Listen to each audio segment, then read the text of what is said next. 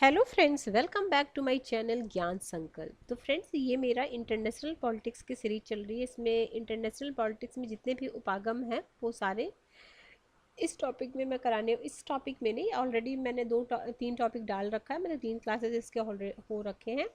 अगर आपने वो वीडियो नहीं देखा अभी तक तो प्लीज़ उसे जाके देख लीजिए। तो इसमें आपको सारे इंटरनेशनल पॉलिटिक्स जितने भी आपकी जैसे नेट में उपागम दिए गए हैं सारा कवर करा दूंगी मैं। और फ्रेंड्स, अगर पहली बार चैनल पे आए तो प्लीज़ चैनल को सब्सक्राइब कर लें, बेल आइकन को प्रेस कर लें ताकि जब भी मैं वीडियो डालूँ तो आपको नोटिफिकेशन मिल जाए। और मेरे चैनल पे आपको पॉलिटिकल साइंस की और हिस्ट्री क्लासेस मिलने वाली है। पॉलिटिकल साइंस में यूजीसी नेट के सिलेबस के अकॉर्डिंगली कंप्लीट कराती हूँ, जिससे आपका किसी भी स्टेट का पीजीटी या असिस्टेंट प्रोफेसर का दे रहे हो तो उसमें काफ़ी आपको हेल्प करने वाला है। और काफ़ी सारे मोस्ट एक्सपेक्टेड और प्रैक्टिस सेशन भी मेरे चैनल पे ऑलरेडी अपलोड कर रखा है, तो वो भी आप देख सकते हो। अगर चैनल पे हो तो एक बार प्लेलिस्ट को चेक करना, आपको काफ़ी बेनिफिशियल क्लासेस मिलने वाली है। तो चलो स्टार्ट करते हैं आज का क्लास।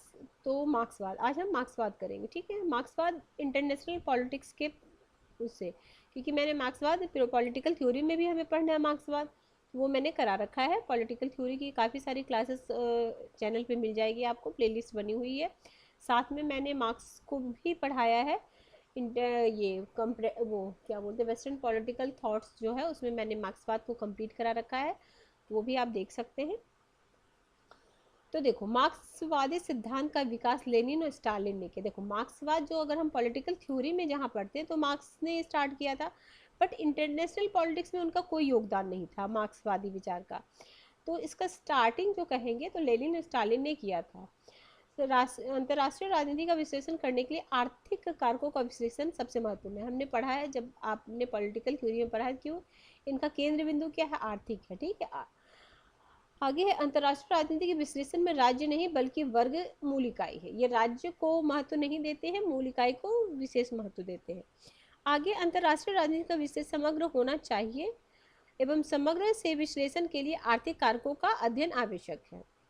आगे है, मार्क्सवादी सिद्धांत में एक समता मूलक शोषण रहित विश्व का निर्माण का प्रयास किया गया है। मतलब मार्क्सवादी बोलते हैं किस तरीके के समाज का विकास, जिसमें समता मूलक हो, मतलब सभी एक समान हो, शोषण रहित विश्व हो जिसमें किसी का शोषण ना हो, और इसके लिए पूंजीवादी और साम्राज्यवाद का विध्वंस आवश्यक है। क्योंकि साम्राज्यवाद और पूंजीवाद होने से ये बोलते हैं जो नीचे वर्ग के लोग उनका शोषण होता है, तो ये जब तक खत्म नहीं होगा तब तक समता मूलक न राज्य बन पाएगा और न शोषण रहित विश्व का निर्माण हो पाएगा। तो ये पूंजीवाद और साम्राज्यवाद को हटाने के, और मार्क्सवादियों के अनुसार पूंजीवाद और साम्राज्यवाद जो है ना, एक ही सिक्के के दो पहलू हैं। जहाँ पूंजीवाद होगा वहाँ स्वतः ही साम्राज्यवाद हो जाएगा। आगे है, मार्क्स एवं अंतर्राष्ट्रीय राजनीति। अब मार्क्स ने अंतर्राष्ट्रीय राजनीति के संदर्भ में किसी भी व्यवस्थित सिद्धांत का निर्माण नहीं किया था। मार्टिन वाइट ने कहा है कि अंतर्राष्ट्रीय राजनीति में मार्क्सवाद का कोई सिद्धांत नहीं है। मतलब उन्होंने कहा कि मार्क्सवादी ने किसी तरह के सिद्धांत नहीं दिए हैं अंतर्राष्ट्रीय राजनीति में। लेनिन ने भी अंतर्राष्ट्रीय राजनीति का कोई व्यवस्थित सिद्धांत का निर्माण नहीं किया, लेकिन उन्होंने परोक्ष रूप से अंतर्राष्ट्रीय राजनीति का विश्लेषण किया एवं साम्राज्यवाद का अध्ययन करते हुए लेनिन ने कहा कि पूंजीवाद देश बुर्जुआ वर्ग के सदस्य तथा एशियाई अफ्रीकी देश सर्वहारा वर्ग के सदस्य हैं, ठीक है।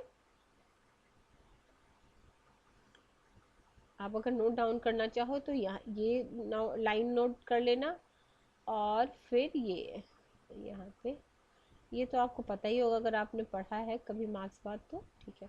अब देखो, समकालीन मार्क्सवादी सिद्धांत। तो देखो, विल वॉरेन की संकल्पना इम्पेरियलिज्म मैन्योर ऑफ कैपिटलिज्म 1980 नामक रचना में विल वॉरेन ने साम्राज्यवाद को सकारात्मक शक्ति मानते हुए इसे पूंजीवाद के विकास में सहायक माना है। क्या बोले हैं, साम्राज्यवाद को सकारात्मक शक्ति मानते हुए इसे पूंजीवाद के विकास में सहायक माना है। विल वॉरेन ने मार्क्सवाद की मान्यता को स्वीकार करते हुए तीसरी दुनिया के देश में उपनिवेशवाद को पूंजीवाद के विकास के रूप में एक सहायक शक्ति माना है, क्योंकि उपनिवेशवादी व्यवस्था के द्वारा तीसरी दुनिया के देशों में उपभोक्ता वस्तु में वृद्धि हुई एवं शिक्षा एवं चिकित्सा व्यवस्था भी प्रदान की गई। जो बोले हैं कि जैसे जो समकालीन मार्क्सवादी सिद्धांत है, तो उन्होंने उसमें से विल वॉरेन ने क्या बोला है कि उपनिवेश व्यवस्था के द्वारा तीसरी दुनिया के देशों में उपभोक्ता वस्तुओं में वृद्धि हुई एवं शिक्षा एवं चिकित्सा व्यवस्था प्रदान की गई है। ये वाला कई बार एग्जाम पूछे, तीसरी दुनिया जो वर्ड है वो किसने क्वाइन किया है, तो अल्फ्रेड सोबी ने क्वाइन किया है। आगे है जस्टिन रोजेनबर्ग पूंजीवाद एवं वैश्विक सामाजिक संबंध का विश्लेषण। तो जस्टिन रोजेनबर्ग ने मार्क्सवाद की आलोचना करते हुए कहा है कि यथार्थवादी सिद्धांत अनैतिहासिक है। रोजेनबर्ग ने के अनुसार अंतर्राष्ट्रीय राजनीति को समझने के लिए अंतर्राष्ट्रीय आर्थिक प्रणाली की समझ आवश्यक है। आर्थिक प्रणाली के द्वारा सामाजिक संबंधों का भी विकास हो सकता है। रोजेनबर्ग ने यथार्थवाद की आलोचना करते हुए कहा है कि यथार्थवाद के दो मूल आधार हैं, अराजकता एवं संप्रभुता। उनके अनुसार आर्थिक प्रणाली के अध्ययन के द्वारा इनको बेहतर रूप में समझा जा सकता है। संरचनात्मक मार्क्सवाद, स्ट्रक्चरल मार्क्सिज्म, ठीक है।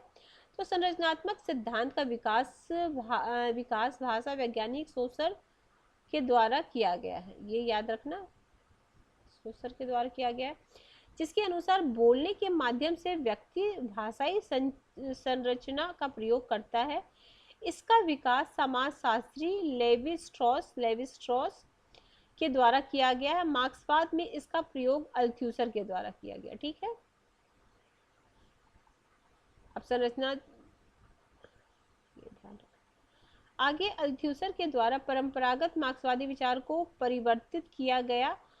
इसके अनुसार समाज में अर्थव्यवस्था के अलावा राजनीतिक, वैचारिक, तकनीकी संरचना भी विद्यमान। जैसे पहले के मार्क्सवादी क्या बोलते, आर्थिक पे बात बोलते, अल्थ्यूसर ने उसका खंडन कर, मतलब खंडन नहीं, उसमें थोड़ा सा विचार और ऐड किया है, मतलब उस विचार को परिवर्तित किया है कह सकते, ठीक है, उसमें संशोधन किया है।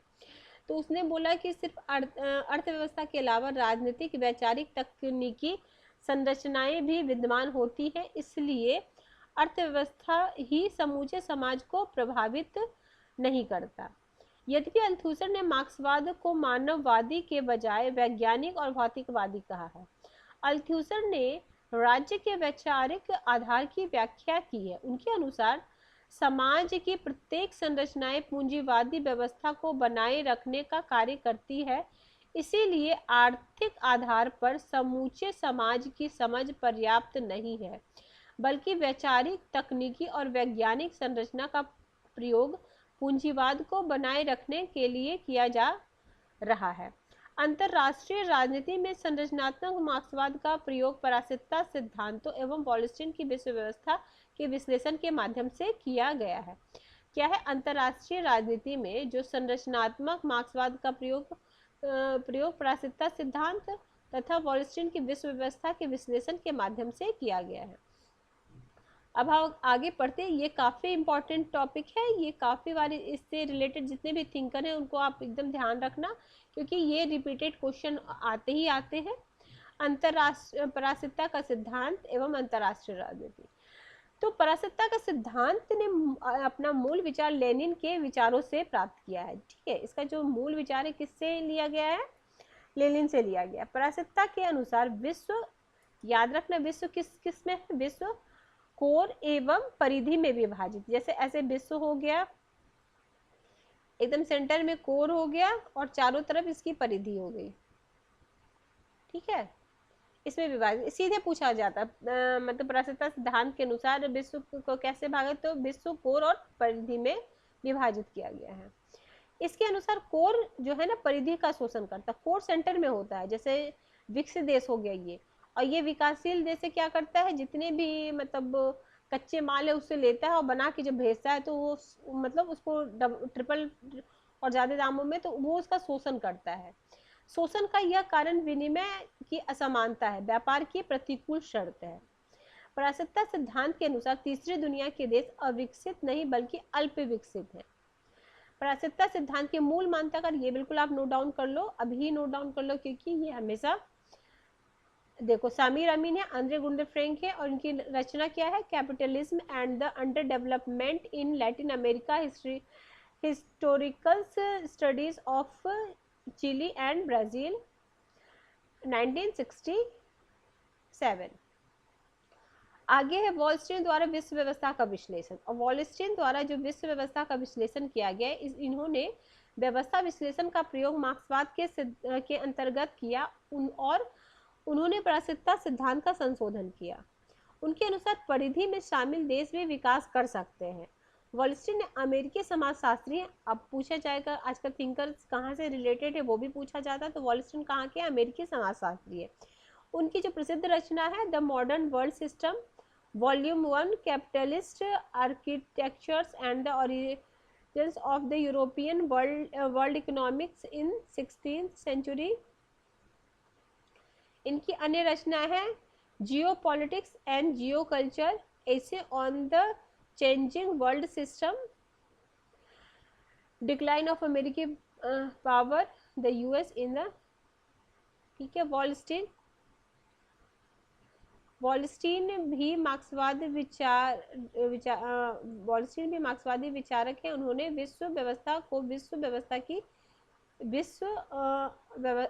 अर्थव्यवस्था की संज्ञा दी। इनके अनुसार विश्व अर्थव्यवस्था पूंजीवादी और बाजारवादी अर्थव्यवस्था है। इन्होंने विश्व व्यवस्था को 3 भागों में विभाजित किया, एक तो कोर, एक अर्ध परिधि और परिधि, ठीक है। ये कौन किया है? वॉलस्टीन ने किया, ठीक है। किससे कैसे डिवाइड किया है? कोर, अर्ध परिधि और परिधि, तीनों का परस्पर संबंध शोषणकारी होता है। कोर के द्वारा परिधि एवं अर्ध परिधि दोनों का शोषण किया जाता है, जबकि अर्ध परिधि के द्वारा परिधि का शोषण किया जाता है। वॉलस्टीन के अनुसार कोर राष्ट्रों का विशेषता लोकतांत्रिक सरकार, कल्याणकारी राज्य, विनिर्मित पदार्थ का नियंत्रण एवं कच्चे पदार्थों का आयात करते हैं। जैसे जो निर्माण करते हैं उसका निर्यात करते हैं, और कच्चे पदार्थ किससे लेते हैं? परिधि और अर्ध परिधि से लेते हैं और उसको बना के भेजते हैं, और काफी कई गुना दाम ज्यादा करके करते हैं। तो लाभ किसको होता है? कम दामों में वहां से सामान लेते हैं, और जब सामान प्रिपेयर करके भेजते हैं तो काफी ज्यादा कीमत वहां से वसूलते हैं। तो इस तरीके से वो उसका शोषण करते हैं। अर्ध परिधि की विशेषता क्या है? अधिनायकवादी सरकार है, कल्याणकारी सुविधा केवल अल्प रूप में प्रदान की जाती है, कच्चे पदार्थ एवं विनिर्मित दोनों का आयात एवं निर्यात, मतलब वहां से कच्चे पदार्थ आते भी है और निर्माण किए हुए पदार्थ परिधि में जाते भी, मतलब दोनों काम होता है। आगे परिधि, तो यहाँ तो गैर लोकतांत्रिक सरकार होगी, कल्याणकारी राज्य का अभाव होगा, कच्चे पदार्थों का निर्यात एवं विनिर्मित वस्तुओं का आयात होता है, मतलब कच्चे पदार्थ यहाँ से भेजे जाते हैं और विनिर्मित पदार्थ को मंगाया जाता है। तो ठीक है फ्रेंड्स, आज हम इतना ही करते हैं। नेक्स्ट क्लास में हम पढ़ेंगे क्रिटिकल थ्योरी, ठीक है। आज हमने इतना कर लिया, नेक्स्ट क्लास में, क्योंकि एक ही क्लास में ज़्यादा हो जाएगा तो फिर आपको 2 से 3 बार उस वीडियो को सुन लेना, और जो मेन टॉपिक मैंने बताया उसको नोट डाउन कर लेना, तो हो जाएगा। अब कितने क्लासेस में ये एक बताती हूँ, पागम वाला जो टॉपिक है आपका अभी, हाँ, एक क्लास में ख़त्म हो जाए, क्योंकि ये तो मैंने आपको शॉर्ट्स के थ्रू आपने देखा होगा, जितने भी यथार्थवादी विचारक हैं उनसे रिलेटेड जो बुक है वो मैंने शॉर्ट्स में डाल रखा है। तो आप मेरे शॉर्ट्स को भी ध्यान से देखना, क्योंकि उसमें मैं जो फैक्ट वाले चीज़ होती है वो मैं डाल देती हूँ, ताकि आप उसको बार बार देखो और आपको याद हो जाए। तो ठीक है फ्रेंड्स, किसी वजह से ये चैनल आपको हेल्प कर रहा है तो प्लीज़ चैनल को जरूर सब्सक्राइब करें, ज़्यादा से ज़्यादा अपने फ्रेंड्स फैमिली में शेयर करें, जो भी जिससे भी ग्रुप में आप जुड़े हुए हो। तो ठीक है, मिलते हैं हम नेक्स्ट वीडियो में। Till then bye bye.